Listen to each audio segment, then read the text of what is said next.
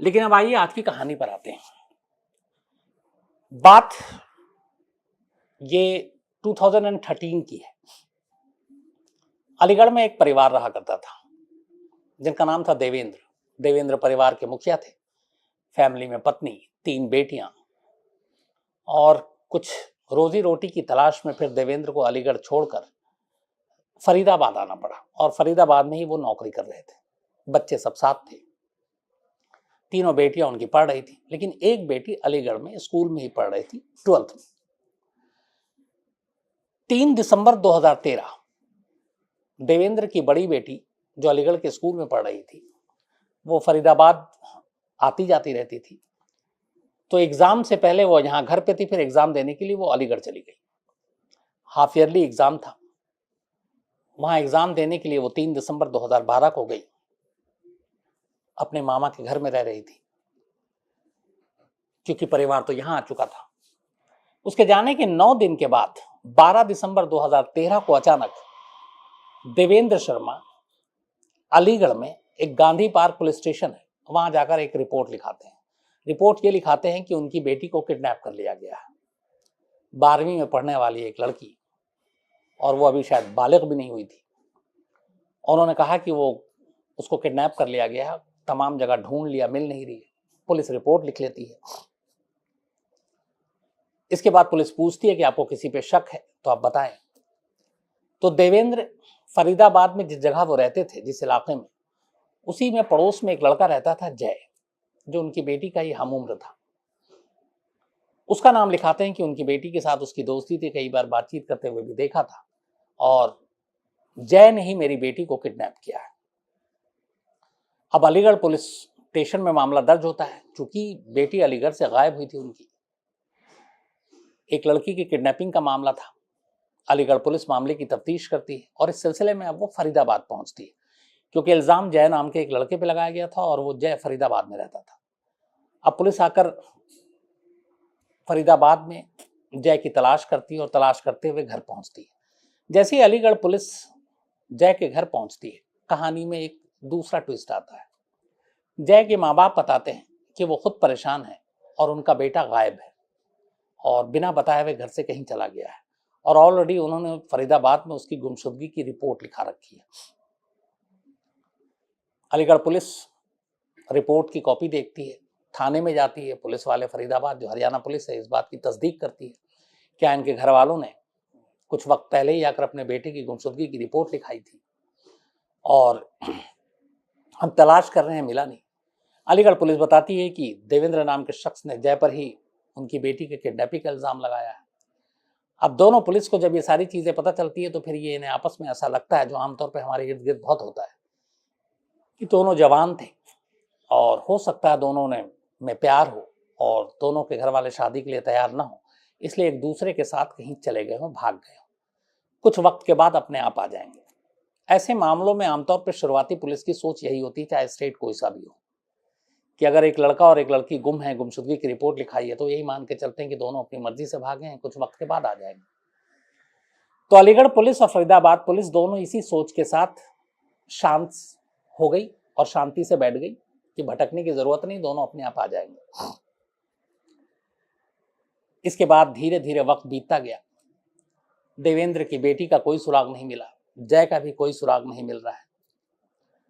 Police ने इधर मामला भी दर्ज कर रखा, अलीगढ़ पुलिस ने बाकायदा जय के खिलाफ किडनैपिंग का और पॉक्सो एक्ट भी लगा रखा था, क्योंकि लड़की नाबालिग थी। लेकिन फरीदाबाद पुलिस से कोई ऐसी जानकारी नहीं मिली, और दूसरा उधर ये था कि जय खुद गायब है, मतलब वो भी एक विक्टिम है, पीड़ित है, पता नहीं उसके साथ क्या हुआ। तो दोनों पुलिस जिस तेजी से इस मामले की जांच करनी चाहिए थी वो की नहीं, और वक्त बीतता गया। बीतते बीतते 12 से 2015 आ गया। हालांकि दिसंबर ये 12 में हुआ था, तो मतलब आखिरी महीना था, तो 13 और फिर आ ही गया था 14। लगभग 2-2.5 साल बीत गए। 2015 की तारीख आ गई, न देवेंद्र की बेटी का सुराग मिला, न जय का। इसके बाद अचानक 1 सितंबर 2015, 1 सितंबर 2015, अचानक देवेंद्र अलीगढ़ के उसी पुलिस स्टेशन में पहुंचते हैं जिस पुलिस स्टेशन में उन्होंने अपनी बेटी की गुमशुदगी की रिपोर्ट लिखाई थी। और न सिर्फ अकेले खुद पहुंचते हैं बल्कि अपनी उस बेटी को साथ लेकर पहुंचते हैं जो 2012 दिसंबर से गायब थी। अब पुलिस स्टाफ भी वहां पे चेंज हो चुका है उस थाने में। तो वो बताते हैं कि हमने एक गुमशुदगी की रिपोर्ट लिखाई थी, किडनैपिंग की रिपोर्ट लिखाई थी और वो लड़की हमें मिल गई है। थाने को पता चलता है, वो एसएसपी के सामने ले जाते हैं। एसएसपी के सामने देवेंद्र अपनी बेटी को पेश करते हैं। बेटी अपनी कहानी सुनाती है। वो कहती है कि दिसंबर 2012 में जय से उसकी दोस्ती थी, लेकिन एक रोज जय ने धोखे से उसको किडनैप कर लिया और फिर वो उसको अपने साथ मथुरा ले गया और मथुरा में जबरन धमकी देके उसको अपने साथ रखा। वहां उसके दोस्त भी थे। फिर उसने उसके साथ रेप किया और बंधक बना के रखा।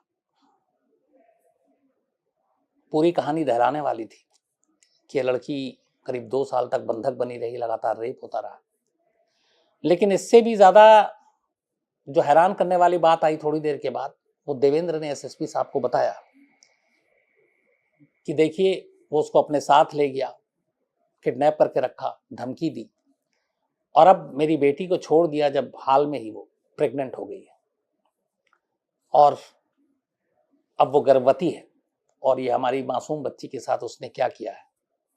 अब पुलिस को जब ये पता चला तो पुलिस ने फिर रेप का भी मुकदमा दर्ज किया और जय की तलाश जोरों शोर से शुरू कर दी।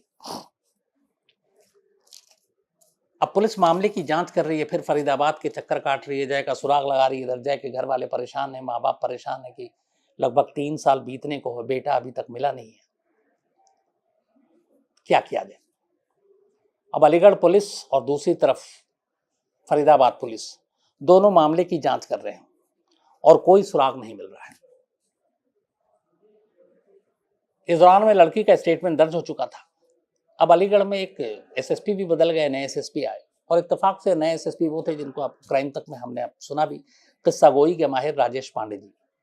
तो ये वहां पे पहुंचते हैं।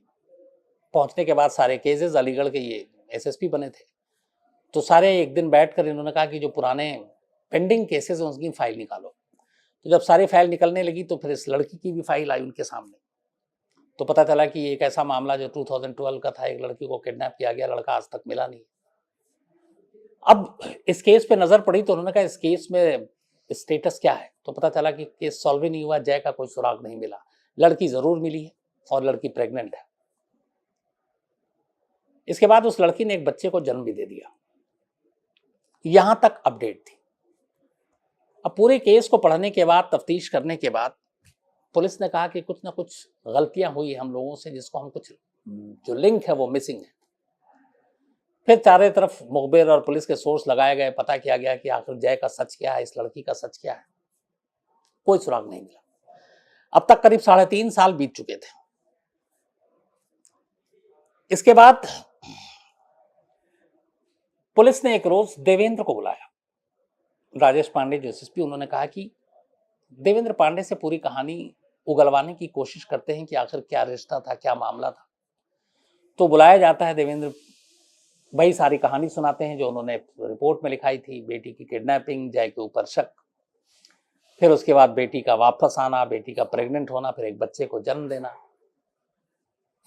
तो लास्ट में उन्होंने पूछा कि जब आपको इतना कुछ पता है कि जय का आपकी बेटी के साथ मतलब वो इश्क था, भगा कर इसीलिए ले गया, फिर रेप किया, तो आपने एक बाप होने के नाते अपने तरीके से भी इन 3-3.5 सालों में जय को ढूंढने की कोशिश की होगी, क्योंकि मामला आपकी बेटी का। और कोई भी बाप जिसको ये शक है, शक क्या यकीन है कि उसकी बेटी अगर गायब हुई है तो उसके पीछे वो शख्स है, तो उसके बारे में पुलिस के अलावा अपनी तरफ से भी पहल करेगा, मेहनत करेगा, ढूंढेगा, कोशिश करेगा। तो देवेंद्र ने कहा कि हाँ मैंने बहुत कोशिश की लेकिन कोई सुराग नहीं मिला। तो लंबे सवाल जवाब हुए। फिर एक सवाल पूछा, अच्छा आपके हिसाब से जय कहाँ हो सकता है। यहीं पे देवेंद्र ने एक लाइन बोल दिया। उसने कहा कि अब मैं क्या कह सकता हूं, किसी रेलवे ट्रैक पे मरा पड़ा होगा, और क्या कर सकता है वो, ऐसे काम उसने किए। अब साथ में इसके और सारी लाइनें बोली। इसके बाद देवेंद्र को भेज दिया गया। अब उसकी इस एक लाइन को पकड़ा गया कि आखिर ये कह सकता है किसी और शहर में छुपा हो, भाग गया हो, लेकिन ये कि किसी रेलवे ट्रैक पर मरा पड़ा हो, इसका क्या मतलब? यहीं पे अब इस एक लाइन को पूरी तरह से इन्वेस्टिगेट करने का फैसला लिया गया और इसके बाद पुलिस ने ये किया, अलीगढ़ पुलिस ने, कि 6 से 12 दिसंबर, चूंकि 12 दिसंबर 2013 को रिपोर्ट लिखाई गई थी बेटी की किडनैपिंग की जो जय ने किया था 12 दिसंबर को, तो पुलिस ने उससे पहले 6 से लेके 12 दिसंबर तक अलीगढ़ पुलिस ने अलीगढ़ के और इर्द गिर्द जितने भी रेलवे स्टेशन थे उनके जीआरपी और उनको संपर्क किया और पता किया कि आखिर रेलवे ट्रैक पे कितनी लाशें मिली और क्या उनकी शिनाख्त हुई, कौन कौन सी लाश थी, कितनी उम्र थी। अब जब जीआरपी से संपर्क करने के बाद 6 दिसंबर से 12 दिसंबर 2013 के सारे डिटेल निकाले गए, तो अलीगढ़ रेलवे स्टेशन के दूर ही एक और छोटा सा रेलवे स्टेशन, वहां से पता चला कि एक लाश मिली थी जो रेलगाड़ी के नीचे कटकर जिसकी मौत हो गई थी। उस लाश के बारे में जब डिटेल निकाला गया, वो सारी जानकारी, वो सारा हुलिया मैच कर रहा था जय से। अब वो सारी डिटेल ली गई और उसके बाद पता चला कि वाकई जय की तो मौत हो चुकी है, तो रेलवे ट्रैक से लाश मिली है, तो क्या ये खुद रेलवे ट्रैक के नीचे आया, सुसाइड किया या कत्ल है? लेकिन अब पुलिस को कम से कम 3-3.5 साल के बाद जय की गुमशुदगी का राज मिल चुका था। अब यहां से कड़ियों को जोड़ने का काम आगे शुरू किया गया।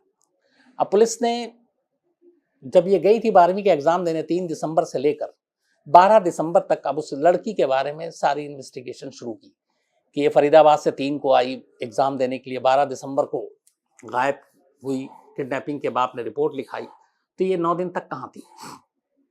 अड़ोसियों पड़ोसियों फिर से सबको कुरेदा किया, तो पता चला कि ये अपने मामा के घर पे ही थी और बिल्कुल ठीक ठाक थी और इस दौरान में कोई भी लड़का उन्होंने वैसे नहीं देखा।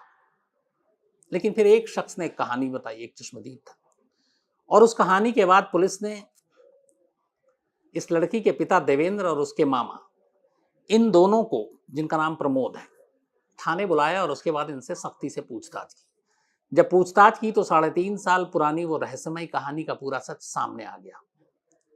कहानी कुल मिलाकर ये थी कि जब अलीगढ़ से देवेंद्र फरीदाबाद पहुंचे अपने परिवार के साथ, तो उनकी जो बड़ी बेटी थी जो 12वीं में थी, उसी पड़ोस में अलीगढ़ में उसी मोहल्ले में एक लड़का जय रहता था, जहां उसकी दोस्ती हो गई, दोनों में प्यार हो गया। इसके बाद अब एग्जाम देने के लिए 3 दिसंबर को ये लड़की अलीगढ़ पहुंचती है। एक दिन जय भी वहां पहुंच जाता है और वो तारीख थी 11 दिसंबर। 12 दिसंबर को मिसिंग की रिपोर्ट लिखाई गई थी। 11 दिसंबर को जय पहुंचता है अलीगढ़ और उसे मालूम था कि मामा के घर पे है उसकी दोस्त।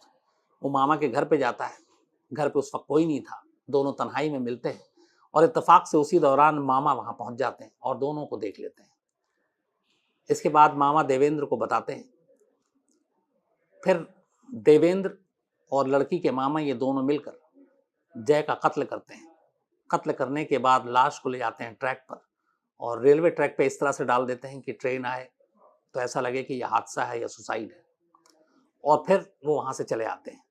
अगले दिन जाकर ये रिपोर्ट लिखा देते हैं पुलिस स्टेशन में किडनैपिंग की। अब यहाँ तक ये सारी कहानी हो गई। अब जब किडनैपिंग की कहानी लिखाई तो अपनी बेटी को भी गायब करना जरूरी है। इसके बाद वो अपनी बेटी को दूर रिश्तेदारों के यहाँ भेज देते हैं और फिर कुछ वक्त बाद गुपचुप तरीके से अपनी बेटी की शादी कर देते हैं। कहानी में अभी साजिश के कई पहलू बाकी थे। एक किडनैपिंग की रिपोर्ट लिखाई, जय पे इल्जाम लगाया, हालांकि जय का खुद कत्ल किया, फिर लड़की को दूर अपने अलीगढ़ से हटाकर किसी दूर रिश्तेदार के पास भेज दिया और खामोशी के साथ अपनी बेटी की शादी कर दी ताकि वो इन सारी चीजों से फिर उसके आगे आने वाले टाइम में रिश्तों में कोई प्रॉब्लम ना हो। शादी करने के बाद जब वो लड़की प्रेग्नेंट हुई अपने पति से, तो फिर एक रोज, वही तारीख थी 1 सितंबर 2015, वो अपनी बेटी को अलीगढ़ लेकर आते हैं और सीधे पुलिस स्टेशन बाप और मामा लेकर पहुंचता है और बताता है कि हमारी बेटी मिल गई है। जय ने इसको मथुरा में रखा था, किडनैप करके रखा था, और जब ये प्रेग्नेंट हो गई तो वो छोड़कर भाग गया।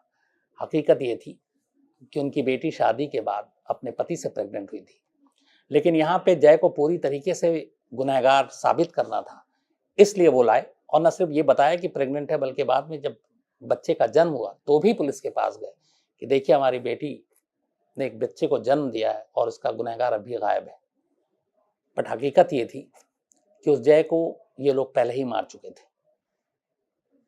इस लड़की के पिता बहुत ज्यादा पढ़े लिखे नहीं थे, देवेंद्र, लेकिन 3 से 3.5 साल तक जिस तरीके से अलीगढ़ पुलिस को बेवकूफ बनाया, नचाया, नई नई साजिश की थ्योरी सामने रखी, वो ये बताता है कि जरूरी नहीं है कि कोई साजिश रचने के लिए पढ़ा लिखा, तेज तर्रार, ज़हीन दिमाग ही काफी है। यहाँ ये है कि एक तरह से एक जाहिल इंसान ने भी 3.5 महीने तक पुलिस को बेवकूफ बना कर रखा। बाद में खैर भांडा फूटा और पुलिस ने इस पूरी साजिश के लिए देवेंद्र, उनके साले जो प्रमोद, बेटी, क्योंकि वो भी इस साजिश में शामिल थी, उसे गिरफ्तार किया और जेल भेज दिया।